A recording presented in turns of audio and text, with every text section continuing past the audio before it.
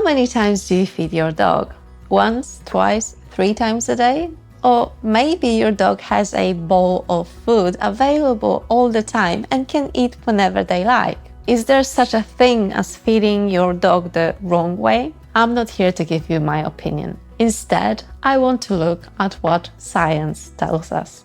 First of all, let's clear out some misconceptions. Dogs didn't evolve to eat at fixed times, nor to have 3 meals every day like we do. The wild ancestors, wolves, hunted when they could and feasted after a successful hunt, sometimes going days without a meal. Of course, modern dogs aren't wolves, but the digestive system still shares a lot of similarities. And that's important when we talk about how often our dogs should eat. In 2022, the Dog Aging Project analyzed feeding patterns in a huge sample of companion dogs. For cognitive health, they looked at data from over 10,000 dogs. For physical health outcomes, things like joint problems, dental disease, or digestive issues, the dataset was even bigger, with more than 24,000 dogs included. The analysis showed that adult dogs fed once a day tended to score slightly better on memory and learning tests and were less likely to have several common health problems compared to dogs fed more often. Sounds impressive, right? But it's important to remember that this was an observational study. It found an association, not proof that 1 meal a day causes better health. It could be that healthier dogs are simply more likely to cope with 1 meal. Also, the study only looked at healthy adults, not puppies or senior dogs with medical problems. So we still need long-term controlled studies to say for certain. But why might eating less often help?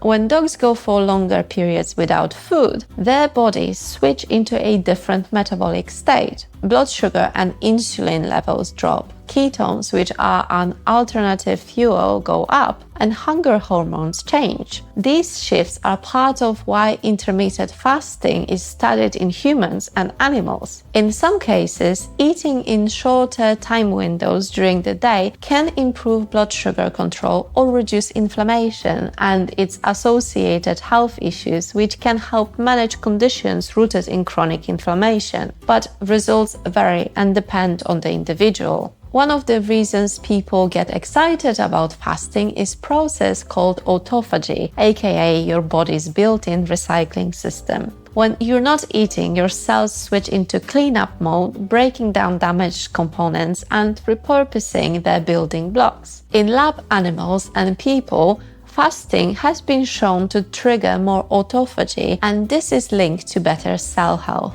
Dogs have the same machinery in their cells, and we've measured it in studies looking at muscle aging and cancer. But we don't yet have strong proof that feeding dogs less often gives them meaningful health benefits because of autophagy. Don't get me wrong, it's a very promising idea, but we need more studies to know for sure. What about leaving food out all day or free feeding? For some rare dogs, this works fine. They eat only what they need and never gain excess weight. But for most, it leads to overeating and weight gain. It also makes it harder to notice when your dog loses their appetite, which can be an early sign of illness. And don't get me started on bacterial growth. Scheduled meals, on the other hand, make it easier to control calories, spot changes in eating behavior, and plan exercise or medication. I talk more about it in my other video, so watch that if you want to learn about it. But there are cases where feeding more often is clearly the safer choice. Puppies and tiny breeds can have unstable blood sugar and need several small meals a day. Diabetic dogs on insulin do best with 2 consistent meals timed with their injections. Dogs with digestive problems like reflux or pancreatitis often feel better with smaller, more frequent meals. And then there is the issue of bloat or gastric dilatation volvulus, a life-threatening condition where the stomach fills with gas and twists. This is most common in large, deep-chested breeds like Great Danes or German Shepherds. Research shows that feeding 1 large meal a day, especially to a fast eater, raises the risk. And even though fresh or raw diets might carry a lower risk than dry kibble because of how they digest, the safest approach for these breeds is to split food into 2 or 3 smaller meals, use slow feeder bowls, and avoid vigorous activity right after eating. But feeding isn't just about how much or how often, because timing can make a difference too.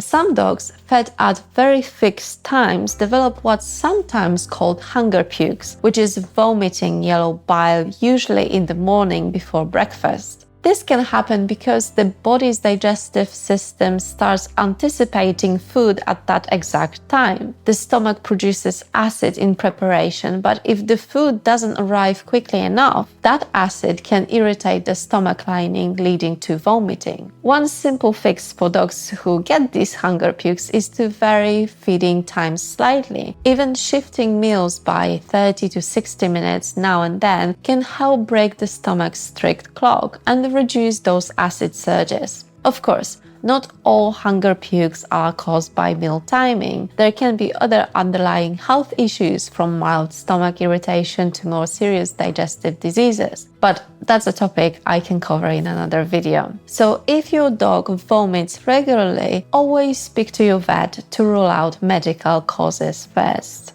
So, how often should you feed your dog?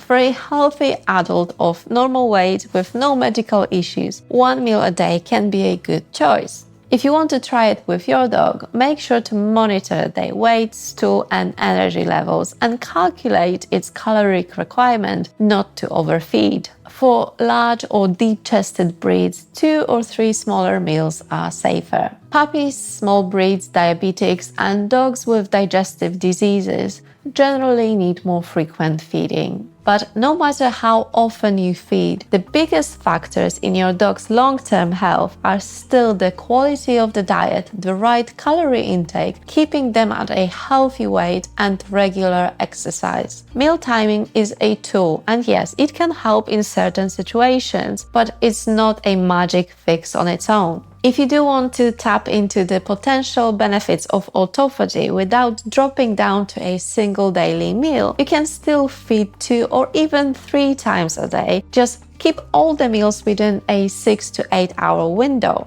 This creates a longer fasting period of 16 to 18 hours, which is when the body is more likely to switch from growth and storage mode into repair and cleanup mode. In other words, you're still giving your dog's cells plenty of time without incoming food, which might help trigger those beneficial recycling processes while keeping portion sizes smaller and reducing the risks for breeds that don't do well with one large meal. For many dogs, this is a balanced way to get the best of both worlds. Thanks for watching. Like and subscribe if you found this video helpful. See you in the next one.